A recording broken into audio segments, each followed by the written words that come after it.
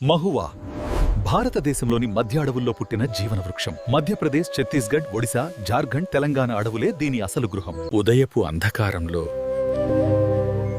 నేలపై పడిన ఒక మహువా పువ్వును నేను ఎత్తాను. ఆ రసభరితమైన మహువాను నోట్లో పెట్టుకోగానే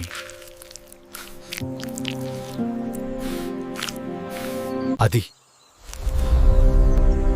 తేనె కంటే కూడా తీపిగా అనిపించింది.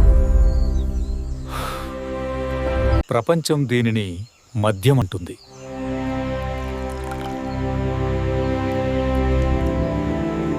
కానీ ఆ రోజు నా ఆకలిని చంపడానికి నేను సంజీవని దొరికించుకున్నాను. అకాలంలో ధాన్యం అయిపోయినప్పుడు నేను మహువా ఉపాలు తిన్నాను. అందరూ నేను మత్తులో ఉన్నానన్నారు. కానీ నేను గ్లూకోజ్, ఫ్రుక్టోజ్ తీసుకుంటున్నాను.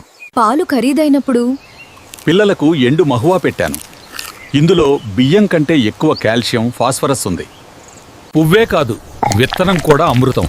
ఈ నూనె వంటకానికి, చర్మానికి ఔషధం. కానీ వాగ్దానం చేయండి, దీనిని మద్యం చేయకండి.